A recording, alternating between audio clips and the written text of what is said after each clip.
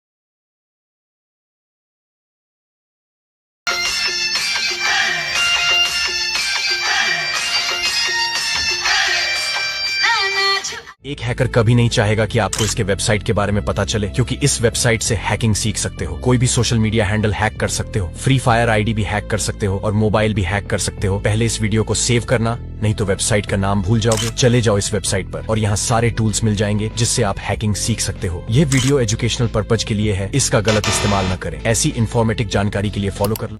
याद रखें, शादीशुदा औरत जितना भी नमाज रोजा कुरान पढ़ती हो, लेकिन उस वक्त तक ईमान की हालत में नहीं पा सकती है जब तक कि अपने शौहर के दुनियावी 3 हुकूक अदा न कर ले। पहला, शौहर का लिबास बन जाए, जैसे किसी के सामने शौहर को जलील न करे। दूसरा, शौहर का नाशुक्री न करे, शौहर जो भी कमा कर दे अल्लाह का शुक्र अदा करे। तीसरा, शौहर के सामने बदजुबानी न करे, जैसे बात बात पर शौहर से झगड़ा।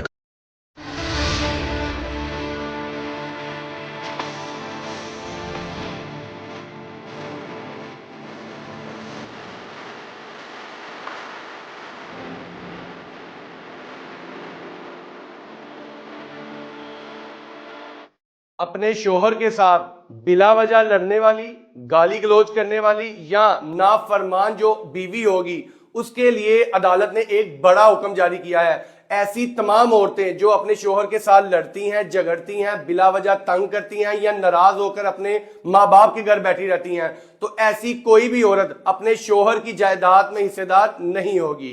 Thank you. एक सीन आपको दिखाता हूँ, एक बहुत ही मशहूर हॉलीवुड मूवी का है, जिधर एक नाजी साइंटिस्ट बैठी हुई है और वो मिसाइल एक टेक्नोलॉजी बनाने की कोशिश कर रही है और आहिस्ता से एक अजीब सी परछाई इंसानी शक्ल लेके पीछे से उसको कुछ वसवस डाल के जाती है और उसके बाद ये नाजी साइंटिस्ट जो है ना, उसके प्रोजेक्ट में कामयाब होती है। और ये इसलिए आप लोग को बता रहा हूँ क्योंकि डायरेक्टर, स्क्रिप्ट राइटर्स जो हॉलीवुड के होते हैं वो ऐसे बेवकूफ नहीं है। दोस्तों, ये कॉन्ट्रैक्ट डेवल के साथ बनाना, फिर जिंदगी में तरक्की करना, ये चीज कहाँ से आई होगी? आज मैं सेलिब्रिटीज के बारे में बात नहीं करूंगा। अब बहुत सारी चीजें आप लोग देखे होंगे भाई, गानों के आर्टिस्ट, मूवी के हीरो हीरोइंस, ये सब चीजें आप लोग देख लेते रहते हैं। वो इल्यूमिनाटी साइंस बनाते हैं, इल्यूमिनाटी चीजों को अपने कंपनी के लोगोस वगैरह, ये सब चीजों के बारे में बात नहीं करूंगा। मैं बात करूंगा कुछ खतरनाक चीजों के बारे में, और वो रहेगा इन्वेंटर्स के बारे में, साइंटिस्ट के बारे में, जो कि ये चीजों की मदद लेके बहुत तरक्की करे। व्यूअर्स, चाहे तो मैं आप लोग को सीधा इनके बेस फाउंडेशन की तरफ लेके जा सकता हूँ, जो कि है 11th सेंचुरी में, और ये था शुरू हुआ था एक यहूदी कबीला की तरफ से, जिसे आज के वक्त पे कहते हैं द मिस्टिसिज्म ऑफ कबाला या द कबाला मैजिक, जिधर वो ट्री ऑफ लाइफ को स्टडी करते हैं और कहते हैं कि हम खुदा तक डायरेक्ट नहीं पहुंच सकते, तो ये तरीके से हम खुदा तक पहुंच पाएंगे। एक ऐसा चैनल, एक ऐसा रोड जिससे वो खुदा तक पहुंच रहे हैं, जो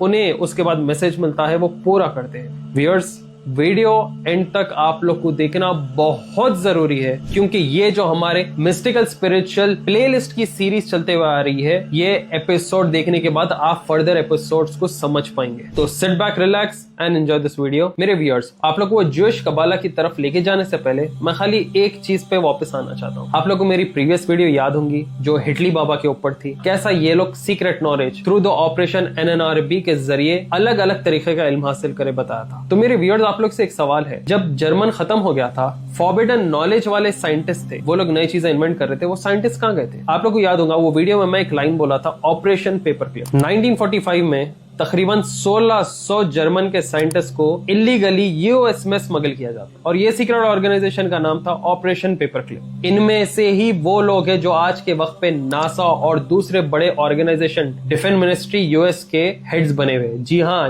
इनका ओरिजिन जर्मन से। उनमें से कई साइंटिस्ट को ये लोग जो है अमेरिकन सिटीजनशिप भी दे देते हैं। एक मशहूर नाम है शख्स जिसका नाम है वर्नर वॉन ब्राउन। ये नाम आप लोग याद रखिए। ये बंदा जर्मन साइंटिस्ट था and he was a part of the SS organisation, the part of NNRB। वो फॉरबिडन नॉलेज का जर्मन साइंटिस्ट अब USA की खिदमत कर रहा। ये बहुत सारी चीजें यहाँ पे बनाया करा, जैसे US ballistic missiles, launch vehicles, first US satellite, इनके ये नासा के डेवलपमेंट में और वहां के डिफेंस के इक्विपमेंट्स में मदद आ रही। और आप लोग को मालूम है, ये जो पहला इसका प्रोजेक्ट करता है, उसका नाम क्या रखता है इनका साइंटिस्ट? उसका नाम रखता है सैटर्न V। अब सैटर्न V क्यों? याद है आप लोग को मैं बताया था अपने इकोनॉमिक्स मैगजीन में, मैगजीन का कवर देखे तो टॉप पे सैटर्न था, और मैं क्या बोला था आप लोग को, ये लोग सैटर्न गॉड की इबादत करना एज अ पार्ट ऑफ यहूदियाना, और सैटर्न गॉड की इबादत करके पहला खुद के ये डेवलपमेंट का मिसाइल का नाम सैटर्न V रखा। अब शॉकिंग सी बात आप लोग यहाँ पे देखिए, जब USA ये जर्मन साइंटिस्ट को इलीगली स्मगल करके अमेरिका में ला रहा था और वहां पे सिटीजनशिप दे रहा था, और दूसरी ओर पे अगर हम गौर करें तो USSR 1946 में तकरीबन 2000 जर्मन साइंटिस्ट को ये पनाह देता है अपने घर में। यहाँ पे USA और USSR, आज के जमाने का रशिया। अब वो वक्त था सुपर पावर कौन रहेगा उसका कंपटीशन चलते हुए आ रहा था। ये दोनों देशों को मालूम था कि जर्मन साइंटिस्ट के पास कुछ ऐसा इल्म है जो चैनल के जरिए वो लोग कुछ स्पेशल टेक्नोलॉजी हासिल कर रहे हैं, और उसके बाद वो लोग नए नए चीजें इन्वेंट कर रहे हैं रहे, क्रिएट कर रहे। मेरे व्यूअर्स, मैं आप लोग को बता देना चाह रहा हूँ कि हर चीज दुनिया में जो है ना, दूसरे सुपरनेचुरल चीजों से, इन उनके वसवस से ही क्रिएट नहीं हुई। जो इंसान को नुकसान पहुंचाने वाली चीज है, जो इंसान दूसरे इंसान को नुकसान पहुंचाएगा और जिससे शयातीन खुश होते हैं, उसमें वसवस ज्यादा शामिल होता है। वरना अच्छाई के चीजों में इंसान का खुद का थॉट रह सकता। अब आप लोग ये देखिए, जो लोग इमेजिन भी नहीं कर सकते, वो लोग वो चीज को क्रिएट करने जा रहे थे। फॉर एग्जांपल, जैसे मैं आप लोगों को बोला कि फेमस हॉलीवुड के मूवी में वो नाज़ी की साइंटिस्ट बैठी हुई रहती है और वो मिसाइल या कुछ टेक्नोलॉजी बना नहीं सक रही थी, तो उससे डेविल इंसान की शक्ल में वसवस देके जाता है और उसके बाद वो उसका फॉर्मूला जान के वो चीज बना। समझ रहे आप लोग? अच्छा, ये दोनों जर्मन साइंटिस्टों को लेके क्या क्या चीज बनाया आप लोगों को मालूम है? दोनों का मिक्स करके आप लोग को बोलूंगा मैं। नाज़ी डाई क्लॉक, एक टाइम मशीन बनाने की कोशिश। फिलाडेल्फिया एक्सपेरिमेंट, जिधर ये लोग चीजों को गायब करने की कोशिश कर रहे थे। मॉन्टॉक प्रोजेक्ट, जिधर टाइम पोर्टल्स पे ये लोग काम कर रहे थे। माइंड कंट्रोल सैटेलाइट्स और psychic Assassin's, psychotic mind influence weapons create करने की कोशिश कर रहे थे।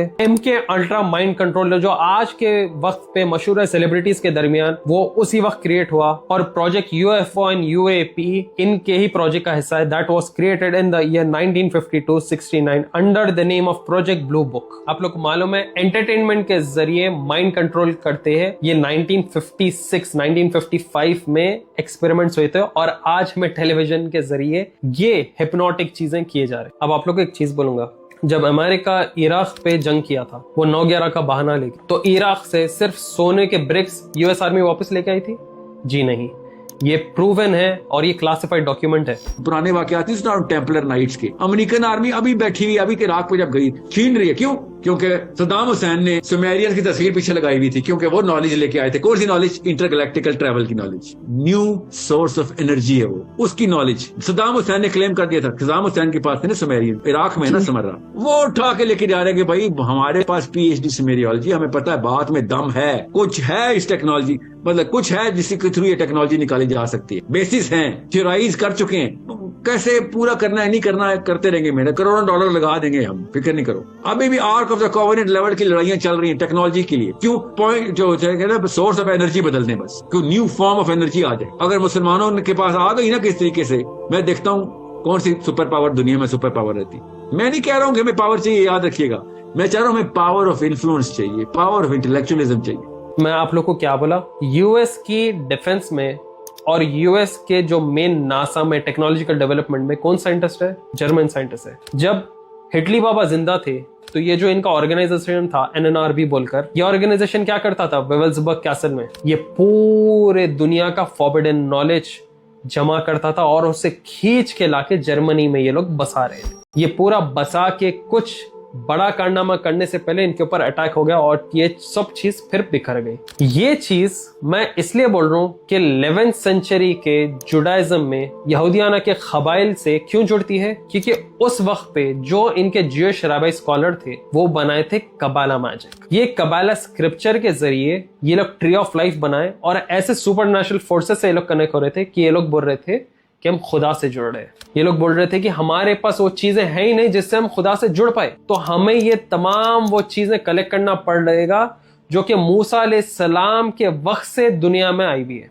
ताकि हम सही चीज पाए और उसके बाद खुदा से जुड़ जाए। अब आप लोग को समझ में आ रहा है ये यहूदियां सालों सालों भर से क्यों हमेशा Jerusalem, Israel formation, third temple, ये सब चीजें करना चाह रहे हैं। लोग ये मानते कि हिडन आर्कियोलॉजिकल आर्टिफैक्ट्स जो है उन चीजों से वो लोग पुश्तियानी इल्म हासिल करेंगे और खुदा से जुड़ जाएंगे। बल्कि इन रियलिटी ये लोग खुदा से नहीं जुड़ रहे, ये लोग शयातीन से जुड़ रहे, शयातीन की मदद ले रहे। सुपरनेचुरल फोर्स की जगह ये बस पूरे दुनिया में शर फैला रहे। और शर से मतलब आपको बता दूं कि लोग मरना, ज्यादातर बच्चे मरना इनका एक बहुत बड़ा रिचुअल है। अब आप बोलेंगे आज के वक्त में गाजा में बेइंतहा छोटे बच्चे मारे जा रहे हैं, बच्चों की मौत की जा रही है, बच्चों के ऊपर बम्बार्डमेंट किया जा रहा, बच्चों को भूखा मारा जा रहा। ये पूरा इनके रिचुअल का हिस्सा है। ये जो बड़े बड़े ब्रांड्स है इनका सो कॉल्ड खुदा मानते हैं, जिसको ये लोग बाल का नाम दिए है, ये क्या चीज है? वो खुदा को ये लोग क्या रिचुअल्स करके खुश करते हैं? बच्चों की बलि चढ़ा के। आप लोग को ये बात अगर गलत दिख रही है तो आप लोग ये खुद सर्च करिए। आज के वक्त पे टिल डेट ऐसे रिचुअल्स होते हैं डन लॉबीज में, सीक्रेट सोसाइटीज वगैरह। ये सब क्या है? ये फ्रीमेसन्स लॉबी क्या है? ये अंडरग्राउंड लॉबीज क्या है? यहाँ पे इनके रिचुअल्स होते हैं। नाइट टेम्पलार्स को क्रिश्चियंस भी हेट करते थे। नाइट टेम्पलार्स जेरूसलम पे चढ़ के खुद की आर्मी क्यों बनाया था? नाइट टेम्पलर्स क्यों जेरूसलम के नीचे खोद रहा था? नाइट टेम्पलर्स की फुटाई बाद में सलाहुद्दीन अय्यूबी रहमतुल्लाह अलैह क्यों करे? नाइट टेम्पलर्स करने वो इल्म आया कैसा? और नाइट टेम्पलर्स क्या चीज की खोज कर रहे थे? वही बैक्ड अप बाय ज्यूस जो कि कबाला यूज करते हैं, वो ही पूरी दुनिया में ये फॉरबिडन नॉलेज हंट करते रह रहे। ये जर्मन साइंटिस्ट यूएस रहने दो, यूएसएसआर रहने दो, ये लोग क्या बना रहे हैं आप लोग देखो। टेलीपैथिक इक्विपमेंट्स बना रहे हैं, पोर्टल्स बनाने की कोशिश कर रहे हैं, टाइम ट्रेवल की चीजें बनाने की कोशिश कर रहे हैं, बायोलॉजिकल वेपन्स बना रहे हैं। 1950s में इतना एडवांस चीजें कर रहे हैं लोग। तो अब आपको समझ में आ रहा है, इराक से वो आर्टिफैक्ट्स लेना, यूएस को लेके जाना, हर पुरानी चीज से वो फॉरबिडन नॉलेज को एक्सट्रैक्ट करना चाह रहे हैं और फिर ये लोग उसके जरिए सुपरनेचुरल फोर्सेस की ताकत लेके दुनिया पे हावी करना चाह रहे हैं। अब आप लोग कमेंट में बराबर मारेंगे मेरे को, भाई वो लोग ये नहीं ताबूत सकीना ढूंढना चाह रहे। बेशक चलो मैं भी मान लेता हूँ, मैं ताबूत सकीना मिलेंगा नहीं मिलेंगा, मैं कभी इसके बारे में सेपरेट वीडियो बनाऊंगा। मगर अतराफ के आर्टिफैक्ट्स, टैबलेट्स, चाहे इनका बुक ऑफ इनॉक रहने दो या बुक ऑफ एजिकल, ये तमाम चीजें ये लोग हासिल कर रहे हो, उसके अंदर की फॉरबिडन नॉलेज हासिल करके बे इंतहा सुपरनेचुरल फोर्सेस की तो ये लोग मदद ले रहे। वरना ह्यूमनली इम्पॉसिबल इतना सब चीजें। एक इंसान वेपन क्यों क्रिएट करता दूसरे इंसान को मारने? फायदा किसका हो रहा? किसका हो रहा फायदा? हम अशरफुल मखलूकात है, हमारा जब खून बहता तो कौन खुश होता? दूसरी मखलूक खुश होती। और यही वजह से आज अमेरिका में फ्री मेसनरी है, बोहेमियन ग्रूव है।